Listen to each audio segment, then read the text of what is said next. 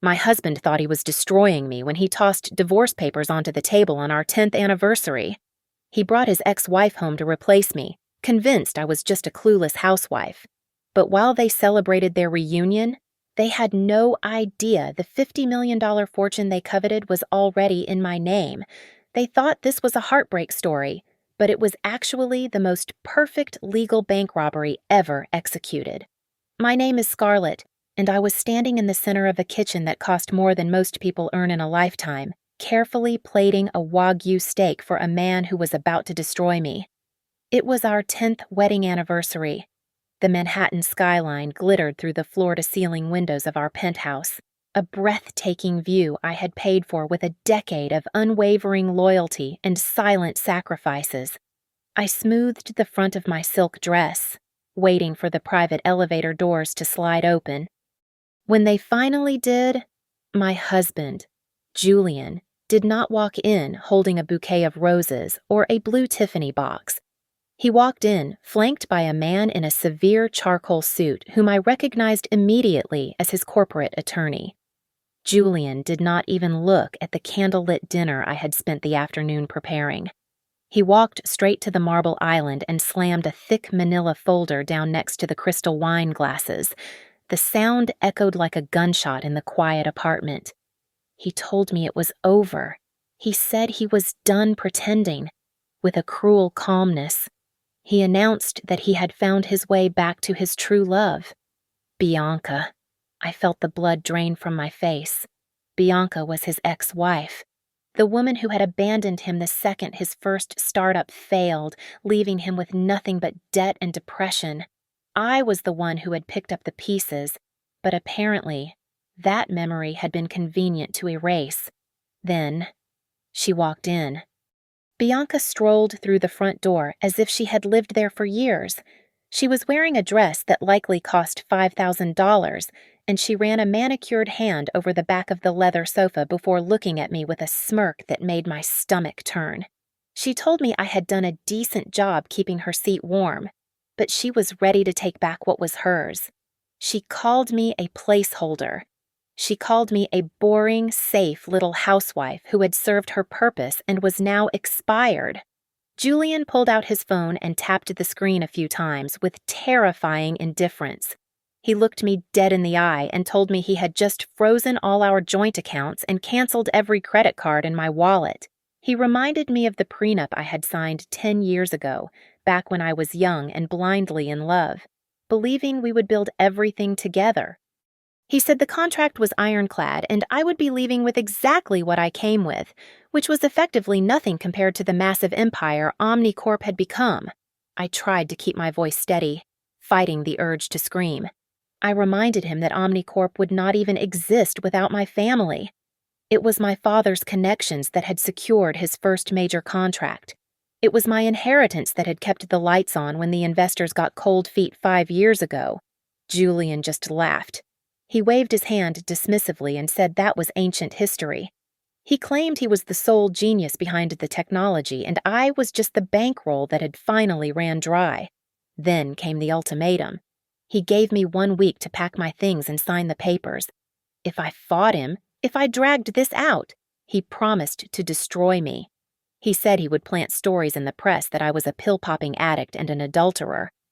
In our social circle, reputation is currency, and he was threatening to bankrupt me socially before I even stepped out the door.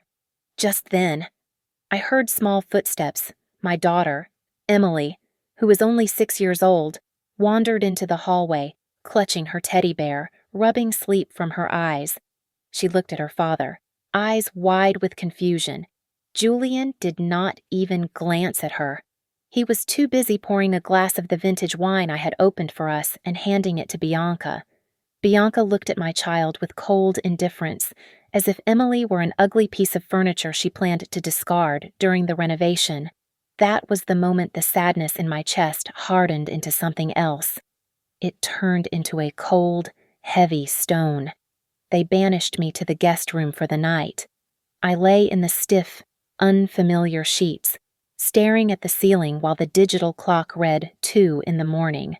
Down the hall, in the master bedroom that I had decorated, I could hear them, the clinking of glasses, the low murmur of Julian's voice, and then Bianca's laughter. It rang through the penthouse, sharp and triumphant like a blade. They thought I was broken. They thought I was just crying in the dark. They had no idea that I was not crying at all. I lay awake until the sun began to bleed through the heavy curtains, but I did not shed a single tear. Tears were a luxury for women who had options, and I had none. Or at least that is what Julian believed. Instead of weeping, I treated my mind like a hard drive, running a full audit on the last 5 years of my life. I have a background in finance that Julian always found convenient to ignore until he needed someone to balance his books off the record. I replayed every dinner conversation, every urgent document he asked me to sign without reading, and every sudden business trip. It clicked into place around 4 in the morning. The erratic cash flow in the second quarter was not a market fluctuation. It was a siphon. Julian had not just decided to leave me yesterday. He had been planning this exit strategy for 6 months, slowly bleeding our assets into offshore accounts under shell companies so that by the time he served me the papers, there would be nothing left to divide. When morning came, I knew I had to play the part he expected. I walked out of the guest room wearing my oldest bathrobe, my hair a tangled mess, and my face intentionally unwashed. I let my shoulders slump and kept my eyes averted. When I entered the kitchen, Julian and Bianca were drinking espresso and laughing. They looked at me with a pity that barely masked their triumph. I mumbled something about needing boxes to pack my clothes and shuffled away. They bought it completely, satisfied that I was thoroughly defeated. Julian took Bianca out shopping in the company limousine, likely to spend thousands of dollars replacing everything in the house that reminded him of me. The moment the elevator doors closed, my posture straightened. I ran to Julian's study and tried to log into his desktop, but the password I had used for years was invalid. He had locked me out. I needed help, and I knew exactly who to call. My mind went to Arthur, a distant cousin of my father whom the family had ostracized years ago. He was an eccentric, socially awkward former forensic accountant for the FBI who had been pushed out of the family circle because he refused to help my uncle hide some questionable tax filings. Julian had always mocked him as a paranoid loser. Now, he was my only hope. I met him 2 hours later at a greasy diner in Queens, a world away from the pristine streets of Manhattan. Arthur looked older, his gray hair wild and unkempt, but his eyes behind his thick glasses were sharp and alert. I did not come empty-handed. From my large tote bag, I pulled out a stack of crumpled bank statements I had retrieved from the bottom of Emily's toy chest. I had hidden them there weeks ago, acting on a subconscious instinct I could not explain at the time but was now grateful for. Arthur scanned the documents while devouring a plate of eggs. He did not speak for 10 minutes, his eyes darting across the numbers with terrifying speed. When he finally looked up, his expression was grave. He told me that Julian was not just hiding money from a divorce settlement. He was running a complex money laundering scheme through a system Arthur recognized immediately. He pointed to a recurring alphanumeric code on the transfers and called it Project Janus. Julian was evading federal taxes on a massive scale, moving millions through a labyrinth of digital fronts. Arthur wiped his mouth with a paper napkin and looked at me with a spark of excitement I had not seen in him for years.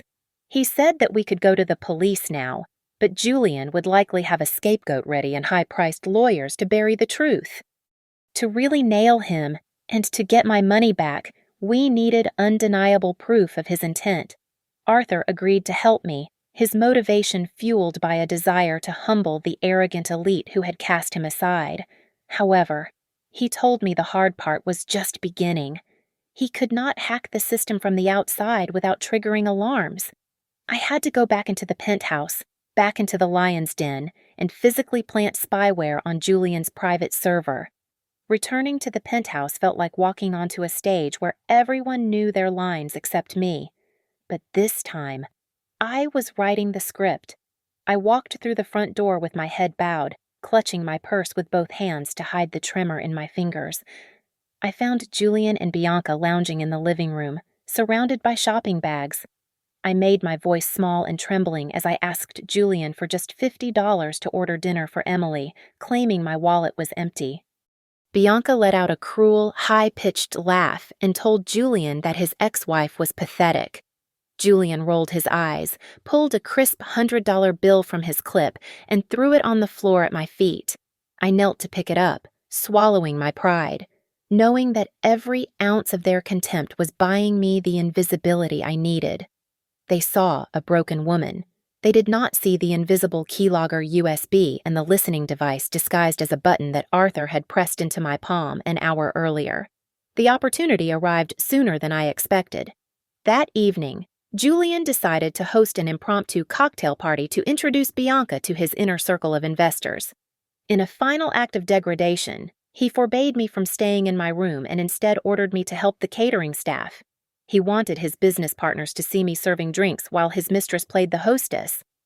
I put on a simple black dress and walked through the crowd with a tray of champagne, enduring the whispered gossip and the pitying glances of people who had eaten at my table for 10 years. I waited until Julian raised his glass for a toast. All eyes were on him.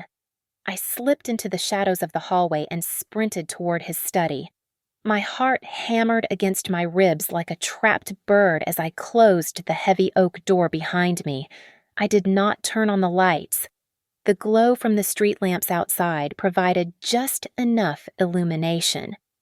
I rushed to his massive mahogany desk and woke up the server. Arthur had promised the software would be fast, but watching the progress bar crawl across the screen felt like an eternity. 20%, 40%. I could hear the muffled applause from the living room. 60%. Suddenly, the doorknob turned. Panic surged through me, cold and sharp.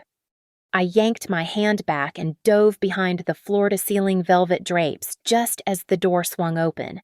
The scent of expensive cologne and cigar smoke filled the room. It was Julian. Through the narrow slit in the fabric, I watched him walk to the humidor. He was not alone. The click of heels on the hardwood floor told me Bianca was with him. She giggled, a sound that grated on my nerves, and I heard the rustle of clothing. I pressed a hand over my mouth, praying that the adrenaline coursing through my veins would not make me gasp loud enough for them to hear. Julian lifted Bianca onto the desk, right next to the computer where the screen had thankfully gone dark. I had to stand there, frozen, forced to listen to them. Between their disgusting displays of affection, Julian's arrogance spilled over. He boasted to her that she needed to be patient for just a little longer. He said that the final $50 million was scheduled to transfer to the account in Switzerland the very moment the divorce decree was signed. My eyes widened in the dark. He was moving everything. They finally left after what felt like an hour but was likely only 10 minutes. I waited until their footsteps faded completely before scrambling out from behind the curtain. My legs were shaking, but my hands were steady. I checked the computer. The download was complete. I snatched the USB drive and, before leaving, I reached into my pocket for the button-sized bug. I stuck it firmly to the underside of the desk, right where Julian would be sitting when he made his final moves. I slipped back into the party unnoticed, my heart still racing. But the real shock came later that night. In the safety of Arthur's cluttered apartment, we decrypted the files. Arthur stared at the screen, his jaw tightening. He pointed to the security protocol for the illegal Janus accounts. Julian had not just hidden the money, he had set a trap. The administrator password for the entire money laundering scheme was my maiden name. He had set the accounts up so that if the federal authorities ever investigated, all the digital fingerprints would point directly to me. Julian was not just planning to leave me penniless, he was planning to send me to prison in his place. Arthur stared at the glowing monitor with a terrifying calmness and told me that reporting Julian to the authorities right now would be a waste of a perfect opportunity. He explained that since Julian had arrogantly used my maiden name as the administrative master key, we technically had higher clearance in the system than his own accountants. The plan was not to report the crime, but to hijack it. We were going to let Julian execute the robbery for us, but we would silently change the coordinates of the destination. To make this work, we needed Julian to feel safe enough to move the money immediately. I had to convince him that I was not just defeated, but desperate to escape his orbit so he would accelerate his timeline. Bianca became my unwitting accomplice because her greed was becoming impossible to ignore. From the hallway, I heard her demanding a $10 million estate in the Hamptons and insisting that Julian transfer a significant block of company shares to her name as an engagement gift. She was pressuring him for liquidity, and that played right into my hands. I needed to show Julian that I was not an obstacle to his new life, but a loose end that could be cut for a cheap price. I staged the trap on the family iPad, which we all used to control the home automation. I created a fake email thread with a fictitious low-budget lawyer who I pretended was advising me. In the email, I wrote that I was terrified of Julian, that I had absolutely no funds to fight a legal battle, and that I would agree to any terms just to keep full custody of Emily. I left the iPad on the kitchen counter with the screen bright and inviting, knowing Julian would not be able to resist snooping. It took less than an hour for him to take the bait. Julian marched into the guest room with a fresh legal document in his hand. He offered me a settlement of $50,000. It was a deeply insulting sum, less than what he spent on vintage wine in a single month. But he framed it as a generous act of charity. The condition was that I had to sign immediately, waive all claims to any marital assets or future earnings of Omnicorp, and vacate the property within 48 hours. I put on the performance of a lifetime. I let my hands tremble visibly and forced tears to stream down my face. I asked him with a broken voice if I could have just a little more for a security deposit on an apartment. When he coldly refused, I picked up the pen. I signed my name with a shaky hand, sealing my fate in his eyes, while internally I was screaming with anticipation. Julian snatched the paper away, a smug grin spreading across his face as he went to tell Bianca that the war was over and they had won. While they popped champagne in the living room to celebrate their victory, Arthur was executing the technical side of our counterattack. He set up a shell company registered in the Cayman Islands with a name almost identical to Julian's offshore fund. The only difference was a single character in the routing code, a change so subtle that even a seasoned banker glancing at a screen would miss it.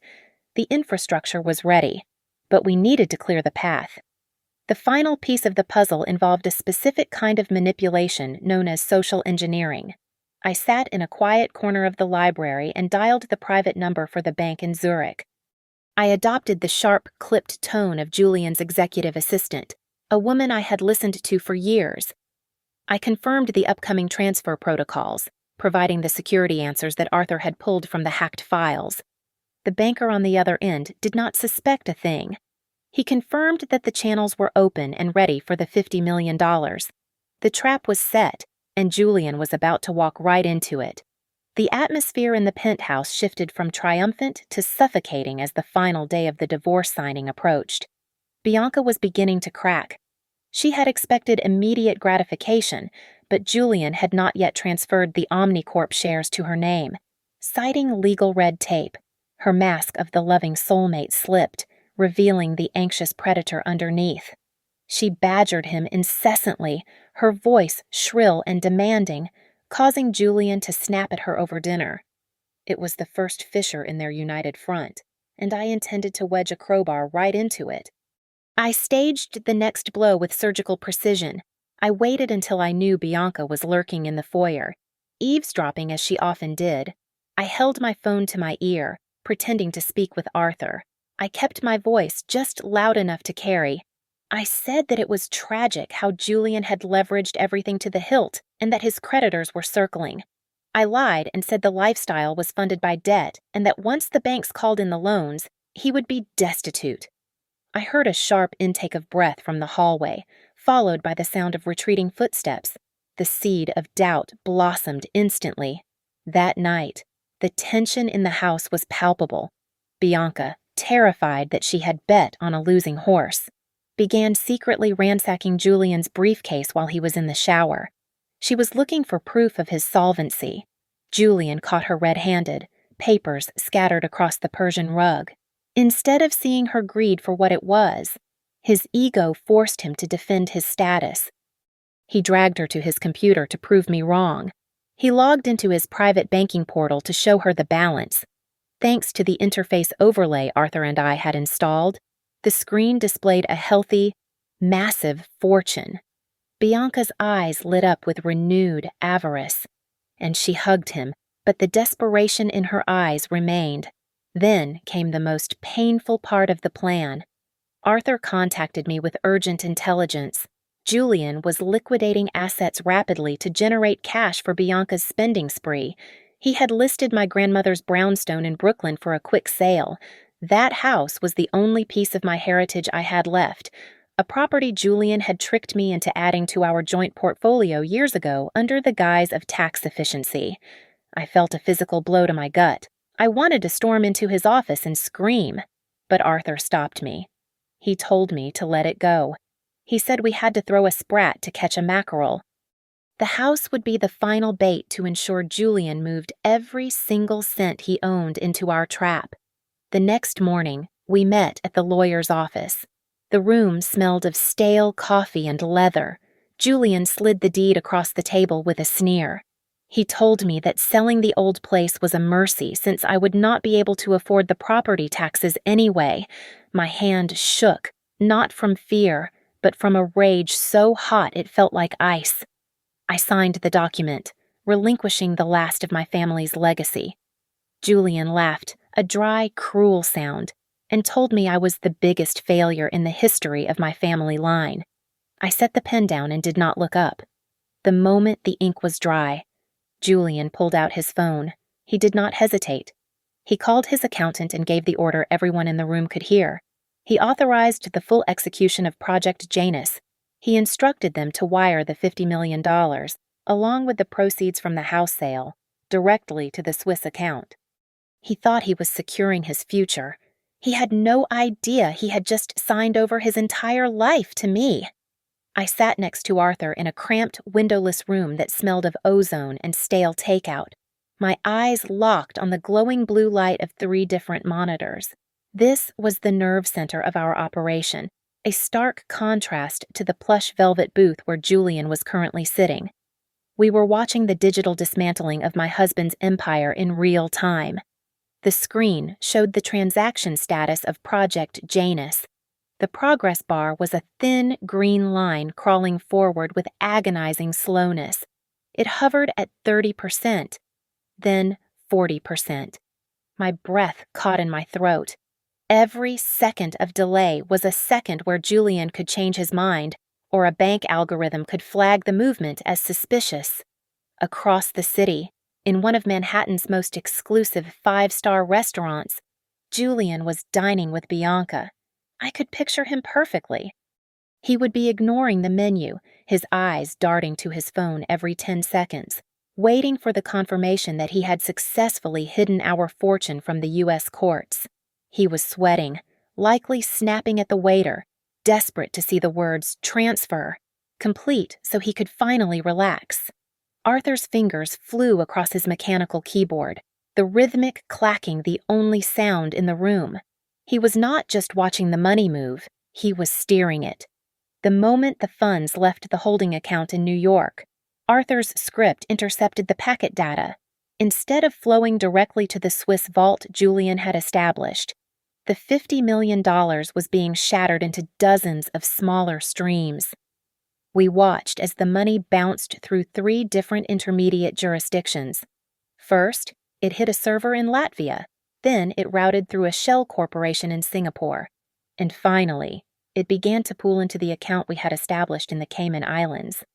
Suddenly, the screen flashed red. A dialog box popped up: secondary biometric authentication required. My stomach dropped. The bank's security system had flagged the size of the transfer and was demanding voice verification. Julian's phone would ring in seconds. If he answered it, the game was over. He would verify the Swiss destination, and we would lose everything. Arthur did not blink. He hit a key that intercepted the VoIP call before it could reach Julian's cell network.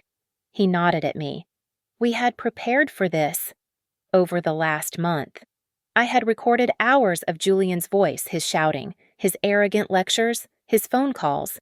We had fed that data into a deep learning AI model. Arthur typed the challenge phrase onto the screen. I held my breath as the speakers crackled. A voice that was unmistakably Julian's, comprised of digital fragments of his own ego, spoke clearly and authoritatively into the system, confirming the transfer details. The system hesitated for a heartbeat that felt like a lifetime, and then the red warning box turned green. Authentication accepted. While we battled in the digital realm, Julian was fighting a different war. According to the live audio feed from the bug I had planted, Bianca was making a scene. She had spotted a display of jewelry in the restaurant lobby and was loudly demanding that Julian purchase a 10-carat diamond ring right there and then. She was leveraging the public setting, knowing he would not want to cause a scene. The pressure on him was immense. He was trying to placate a greedy mistress while terrified that his life savings were currently in the ether. Then, it happened. On our screen, the numbers settled. The balance in the Cayman account swelled to over $50 million. Arthur hit the final execute command, which sent a spoofed signal back to Julian's banking app. I heard Julian exhale loudly through the listening device. He had just received the notification. On his phone screen, it showed that the money had arrived safely in Switzerland. He laughed, a sound of pure relief, and called for a bottle of their most expensive champagne. He told Bianca to order whatever she wanted because they were officially untouchable. In the safe house, Arthur and I slumped back in our chairs, the adrenaline crash hitting us both at once. We high-fived, the slap echoing in the small room. The money was ours. Julian was toasting to a fortune that he no longer owned, staring at a bank balance that was nothing more than pixels arranged to lie to him. He was celebrating his victory, completely unaware that he was already a pauper. The arrogance of a man who believes he has gotten away with murder is a fascinating, repulsive thing to witness. Julian did not just walk. He strutted. He organized a lavish press conference to announce the restructuring of Omnicorp, a spectacle that was less about business and more about feeding his ego. I watched the live stream from Arthur's cramped apartment. Julian stood at the podium, flashing his whitened teeth, and introduced Bianca as the new vice president of operations. The woman had never managed anything more complex than a manicure appointment. Yet there she was, beaming in a designer suit, accepting a title she had absolutely no qualification to hold. The business journalists looked skeptical, but Julian bulldozed over their questions with buzzwords and charisma, high on the belief that he was untouchable. The afternoon I finally moved out was staged to be my ultimate humiliation. I stood on the sidewalk outside the building that had been my home for a decade, holding Emily's small hand. We had 2 battered suitcases containing the few clothes Bianca had deemed unworthy of keeping. I looked up to see Julian standing on the limestone balcony of the penthouse, looking down at us like a medieval lord dismissing a peasant. He reached into his pocket and pulled out a wad of cash. With a laugh that carried down to the street, he tossed the bills over the railing. They fluttered down like confetti, landing in the dirt around my feet. He shouted that it was a tip for the taxi, a final act of charity for the woman he had discarded. I did not cry. I did not scream. I knelt down on the pavement and calmly gathered every single bill. To him, it was trash. To me, it was fuel. I smoothed out the crumpled notes and placed them in my pocket. Then I looked up. I locked eyes with him, 40 floors up, and I smiled. It was not a smile of forgiveness. It was a cold, predatory curve of the lips, a secret shared only with myself. For a split second, I saw his grin falter. A shiver seemed to pass through him, a primal instinct warning him that something was wrong, but he shook it off, turning his back on me to return to his party. Inside the penthouse, Bianca was erasing my existence. She hired a team of movers to strip the walls of the art I had collected. She threw out the antique rugs my mother had given us.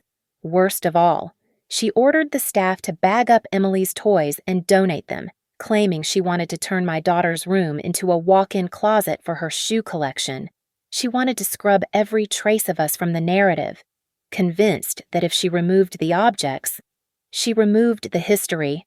Julian, meanwhile, was spending money with the reckless abandon of a lottery winner, relying on the falsified bank balance Arthur and I were feeding to his interface. He placed a non-refundable deposit on a 100-foot yacht. He ordered a custom Italian supercar that cost $500,000. He was burning through cash he did not have, leveraging credit lines that were about to snap. When my father's old business partners, men who had mentored him, called to offer advice or check on the situation, Julian insulted them. He told them their conservative methods were obsolete and that he did not need their dusty connections anymore because he had built his own empire. He was burning bridges with the very people who had provided the foundation for his success. While he was busy alienating the entire city, Arthur and I were wrapping up a very different kind of package. On the desk between us lay a thick, bound dossier. It was a masterpiece of forensic accounting. It detailed every shell company, every evaded tax dollar, and every instance of money laundering Julian had committed over the last 5 years. We had the evidence, stamped and verified, but we did not send it to the police just yet. We wanted him to feel the ground crumble beneath his feet first. As the taxi pulled away, taking Emily and me to our temporary life, I pulled out my phone. I typed a single message to Julian. I wrote, "Thanks for the generous divorce gift. See you in court, but not family court." I hit send, tossed the phone into my purse, and watched the city skyline fade into the distance, knowing that the countdown had officially reached 0. It took exactly 24 hours for reality to catch up with Julian's arrogance. I was sitting in the safe house with Arthur, watching the GPS dot on the screen that represented Julian's phone. He was at the marina, standing in the sales office of the luxury yacht brokerage, ready to put down a non-refundable deposit of $200,000. Through the hacked microphone on his phone, we heard the broker politely ask him to try a different card. Julian laughed, a nervous, grating sound, and insisted there must be a mistake. He swiped again. Declined. I watched the color drain from his face, even through the grainy security feed Arthur had tapped into. Julian dialed his private banker in Zurich, his voice trembling with suppressed rage. The conversation was short and brutal. The banker informed him that the account was empty. When Julian screamed that he had $50 million in there, the banker calmly replied that the funds had been transferred out the previous day, authorized by Julian's own digital signature. Julian stood frozen on the dock. The money had moved exactly as he commanded, but he had no idea that the destination had been swapped in the nanoseconds between his click and the bank's receipt. Panic is a slow-acting poison, but for Julian, it was an overdose. He frantically opened his domestic banking apps, Chase, Citi, Bank of America, one by one.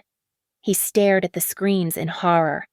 Every single account either showed a balance of 0 or a bright red notification stating the funds were frozen due to suspicious activity. He was not just broke, he was radioactive. The chaos compounded instantly.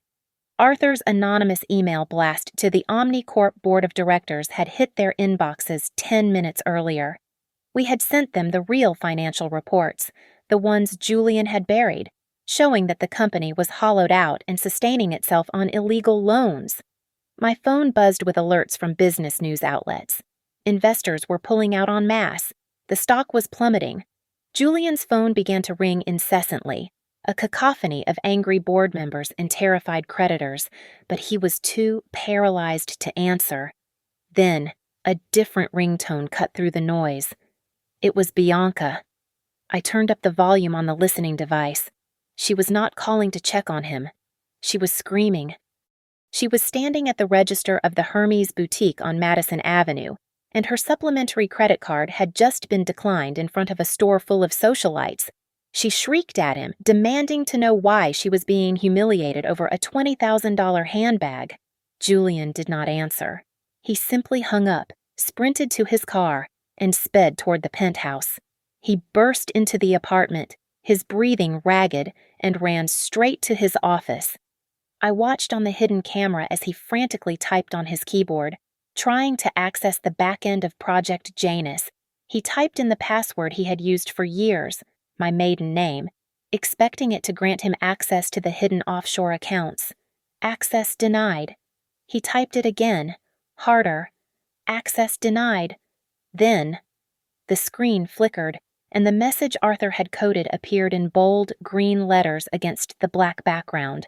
It read simply, "Assets returned to rightful owner." Julian slumped back in his chair, a broken man. But the final knife was yet to be twisted. Bianca stormed into the room. She had realized something was catastrophically wrong. She did not run to him to offer comfort. She ran to the wall safe hidden behind the painting. She spun the dial, grabbed the stacks of emergency cash Julian kept there, roughly $300,000, and began shoving his watch collection into her designer tote bag. Julian looked up at her, tears streaming down his face, and begged her to stop. He reached out for her hand, pleading with her to stay, stammering that they could fix this, that they still had each other. Bianca pulled away from him with a look of pure disgust. She laughed, a cold, sharp sound that echoed in the room. She told him to his face that she had never loved him. She said she loved the penthouse, the jets, and the black cards, without the money. She spat. He was just a pathetic, aging man with a failed company. She zipped up her bag, stepped over his outstretched legs, and walked out the door without looking back. I returned to the penthouse not as a wife, but as an executioner in a tailored suit. The sun was setting, casting long, blood-red shadows across the living room floor where Julian sat with his head in his hands. I did not come alone. Flanking me were two private security contractors, massive men with stone faces, and a team of corporate lawyers who made Julian's legal counsel look like amateurs. The silence in the room broke the moment I tossed a heavy leather binder onto the coffee table. Julian jumped, looking up at me with eyes rimmed in red, expecting sympathy. Instead, he found a wall of ice. I did not waste time with pleasantries. I informed him clearly and slowly that the mysterious investment firm that had aggressively purchased his outstanding personal debts and the distressed liabilities of Omnicorp earlier that morning was not a hedge fund from Wall Street. It was a holding company fully owned by me. I watched the realization hit him like a physical blow. He stammered, shaking his head, unable to comprehend how the woman he had dismissed as a simple domestic accessory had orchestrated a financial takeover of this magnitude. He asked me how this was possible, his voice cracking with disbelief. I simply smiled. It turns out I learned a lot about leverage while he was busy underestimating me. I motioned to the binder on the table. Inside, I told him, was a comprehensive paper trail of his crimes. It contained proof of the money laundering, the tax evasion schemes, and the wire fraud he had committed to fund his affair and his ego. I gave him two choices. Option 1 was that I hand the file to the federal prosecutor, in which case he would spend the next 20 years in a federal prison cell.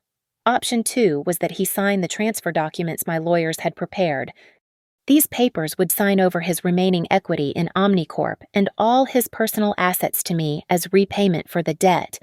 He would walk away with nothing, but he would walk away a free man. From the corner of my eye, I saw movement near the kitchen service entrance. It was Bianca. She was clutching her designer bag to her chest, trying to slip away while Julian's world burned. I nodded to one of my guards. He moved with terrifying speed, blocking her path and forcing her back into the room. She looked at me with venom, but I only looked at her left hand. On her finger sat an antique emerald ring. It was my grandmother's ring, a family heirloom Julian had sworn was in a safety deposit box but had actually given to his mistress as a trophy. I held out my hand. I did not yell. I simply demanded it back. Bianca hesitated, looking at the guards, then slowly slid the ring off and dropped it into my palm. It felt heavy and cold, but it was finally home. Seeing his mistress cornered and his empire dissolved, Julian's last shred of dignity evaporated. He fell to his knees on the Persian rug, crawling toward me. He grabbed the hem of my pants, weeping openly. He invoked our 10 years of marriage. He swore that he still loved me. He pointed a shaking finger at Bianca and screamed that it was all her fault, that she had seduced him and clouded his judgment. It was a pathetic display of cowardice.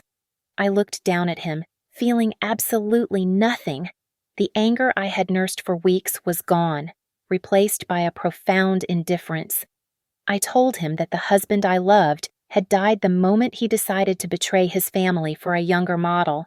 The man kneeling in front of me was a stranger, and I owed strangers nothing.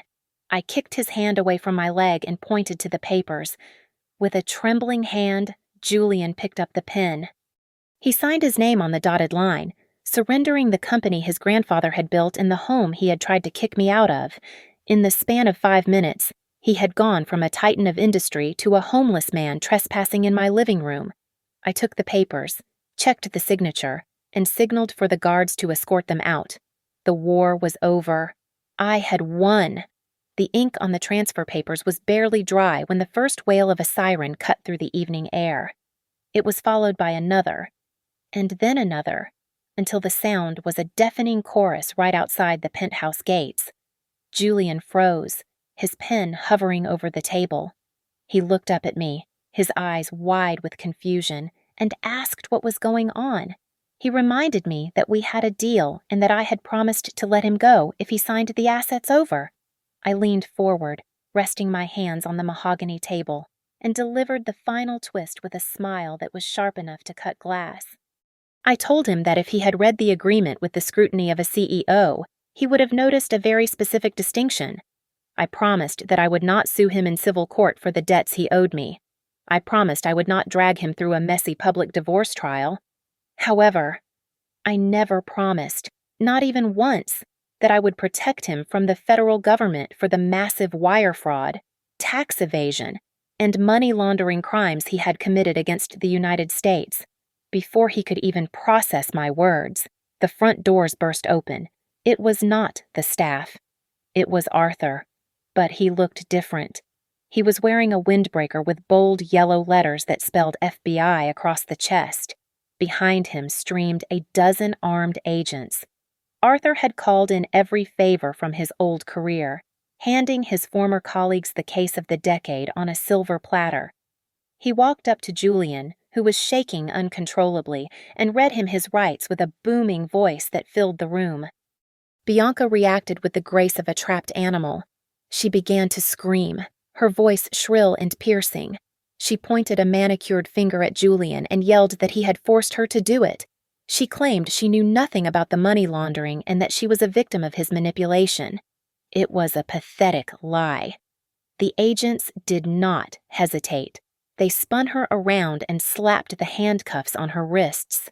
Julian did not scream. He did not fight. He just stared at me, his face pale and slack. In that moment, the arrogance was gone. He finally realized that he had lost everything not because of bad luck, but because he had underestimated the woman he slept next to for 10 years. I walked to the floor-to-ceiling windows and pulled back the curtains. Down below, the street was lined with news vans and paparazzi.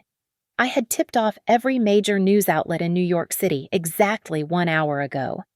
As the agents marched Julian and Bianca out of the building, they were met with a blinding storm of camera flashes. The images of the disgraced CEO and his mistress being shoved into the back of a police cruiser would be on the front page of every paper by the morning. Their reputations were not just damaged, they were incinerated. When the police cars finally drove away, a profound silence settled over the penthouse. It was not empty, though it was full of potential. The morning sun began to pour into the living room, bathing the space in a warm, golden light. I picked up Emily and hugged her tight, breathing in the scent of her shampoo. For the first time in years, the air in the house felt light.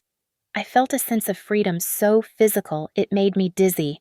I pulled out my phone and dialed my parents. My father answered on the first ring. I told him he could stop worrying about the family legacy. I told him that not only had we preserved our original capital, but by acquiring Julian's forfeited shares and restructuring the debt, we had effectively doubled our net worth and taken total control of OmniCorp. I heard my mother crying tears of joy in the background. Arthur walked back into the room, holding 2 crystal flutes of vintage champagne. He handed one to me and raised his own in a toast. We stood by the window, looking down at the street where the flashing lights were fading into the distance.